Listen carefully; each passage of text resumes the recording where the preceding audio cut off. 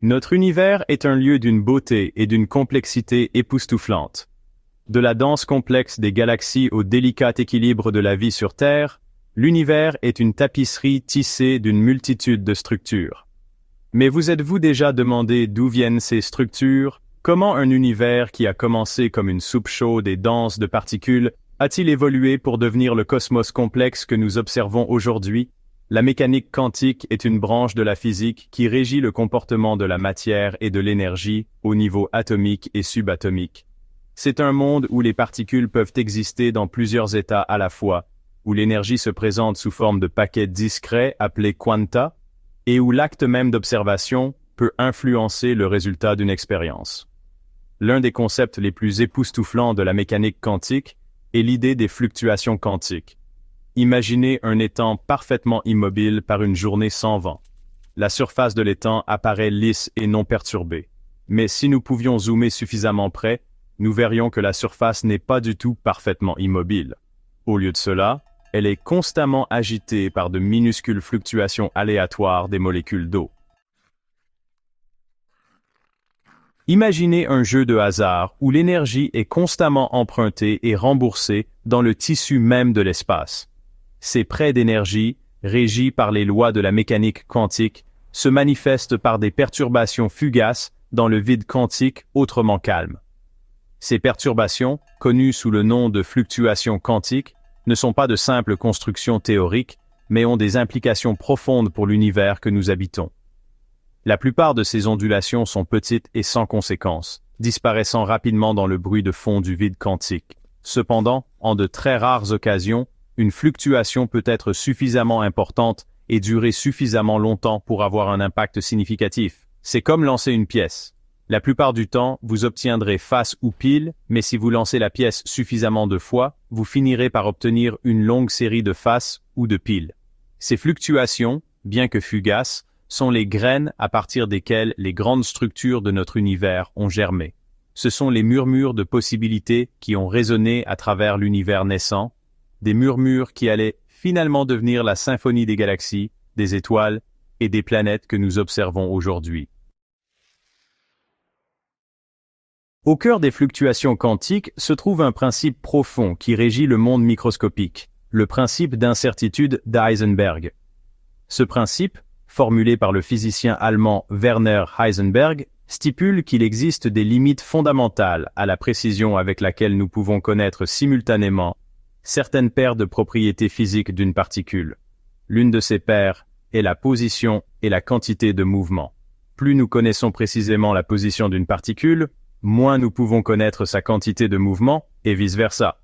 Cela n'est pas dû à des limitations de nos instruments de mesure, mais plutôt à une propriété fondamentale du monde quantique. Imaginez essayer de déterminer la position et la vitesse exacte d'une minuscule particule se déplaçant rapidement. L'acte même d'observer la particule, par exemple en l'éclairant, perturbe inévitablement sa quantité de mouvement. Inversement, si nous nous concentrons sur la mesure de sa quantité de mouvement, nous perdons la trace de sa position précise. Imaginez le vide spatial comme un étang calme. Maintenant, imaginez que, de temps en temps, des paires de minuscules gouttelettes jaillissent spontanément de l'étang pour entrer en collision et disparaître de nouveau dans l'eau un instant plus tard. C'est une analogie grossière pour l'étrange phénomène des particules virtuelles. Les particules virtuelles ne sont pas comme les particules qui composent les atomes et la matière telle que nous la connaissons. Elles existent dans une sorte de limbe quantique, apparaissant et disparaissant constamment, empruntant de l'énergie au vide, puis s'annihilant rapidement l'une l'autre, restituant l'énergie empruntée. Ces particules éphémères sont une conséquence directe du principe d'incertitude d'Heisenberg. L'incertitude sur l'énergie et le temps permet à ces particules d'emprunter brièvement de l'énergie au vide, à condition qu'elles la restituent suffisamment rapidement. Bien que leur existence soit fugitive, les particules virtuelles ne sont pas de simples curiosités théoriques. Section 5. L'inflation cosmique, l'expansion des graines de la structure. Imaginez maintenant que notre étang s'étire soudainement vers l'extérieur à une vitesse inimaginable. Les minuscules ondulations à la surface, représentant les fluctuations quantiques, seraient également étirées, leurs amplitudes augmentant rapidement. Ceci est analogue à ce qui s'est passé pendant l'inflation cosmique, une période d'expansion exponentielle au tout début de l'univers. On pense que l'inflation s'est produite environ un 10 millionième de milliardième de seconde après le Big Bang, et elle a duré une fraction de seconde incroyablement courte mais cruciale. Pendant cette période, l'univers s'est étendu d'un facteur d'au moins 10 puissance 26, lissant toutes les inhomogénéités initiales et étirant les fluctuations quantiques à des échelles cosmologiques. Cette expansion rapide a eu un effet profond sur les fluctuations quantiques qui étaient présentes dans l'univers primitif. Au fur et à mesure que ces fluctuations s'étendaient à des échelles plus grandes, leurs amplitudes augmentaient, amplifiant efficacement les minuscules graines quantiques de la structure. Imaginez une pâte à pain avec de minuscules graines de pavot dispersées partout. Au fur et à mesure que la pâte lève, les espaces entre les graines de pavot se dilatent et les graines elles-mêmes se dispersent davantage. De la même manière, l'inflation cosmique a étiré le tissu de l'espace-temps, faisant que les fluctuations quantiques deviennent plus prononcées. Section 6. Des fluctuations quantiques aux structures cosmiques. Après l'inflation, l'univers a continué à se dilater, mais à un rythme beaucoup plus lent. Au fur et à mesure que l'univers se refroidissait, l'énergie a commencé à se condenser en matière et en antimatière, qui se sont ensuite annihilées, libérant encore plus d'énergie. Cependant, une légère asymétrie entre la matière et l'antimatière a conduit à un léger surplus de matière, qui allait finalement former toutes les étoiles, les planètes et les galaxies que nous voyons aujourd'hui. Les minuscules variations de densité créées par les fluctuations quantiques amplifiées pendant l'inflation ont agi comme des graines gravitationnelles dans cet univers en expansion et en refroidissement. Les régions de densité légèrement plus élevées avaient une gravité légèrement plus forte, ce qui attirait la matière de leur environnement.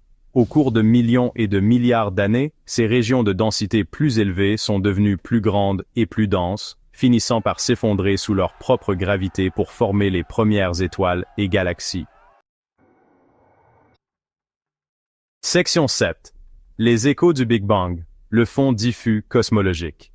Si le Big Bang était comme un éclair illuminant l'univers, alors le fond diffus cosmologique, ou CMB, est la rémanence de cet éclair. C'est une faible lueur omniprésente de rayonnement micro-ondes qui imprègne tout l'espace et fournit un instantané de l'univers tel qu'il était seulement 380 000 ans après le Big Bang. Le CMB est incroyablement uniforme, avec une température d'environ 2,7 Kelvin, soit moins 455 degrés Fahrenheit. Cependant, intégrées à cette lueur uniforme, il y a de minuscules fluctuations de température, de l'ordre de quelques micro-kelvins. Ces fluctuations, découvertes en 1992 par le satellite COBE, Cosmic Background Explorer, sont l'empreinte directe des variations de densité qui étaient présentes dans l'univers primitif. Ces fluctuations de température correspondent à des régions de densité légèrement plus élevées et plus faibles dans l'univers primitif. Les régions de densité plus élevées, représentées par des points légèrement plus froids dans le CMB, correspondent aux germes des galaxies et des amas de galaxies. Section 9. Conclusion. Du micro au macro.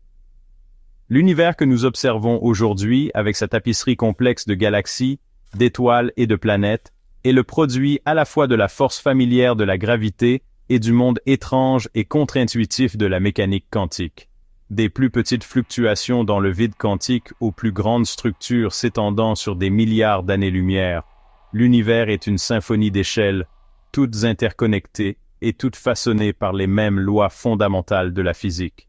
L'histoire de l'évolution de l'univers est une histoire d'émergence, où la complexité naît de la simplicité, où le microcosme influence le macrocosme et où les graines de la structure sont semées par la nature même du vide quantique.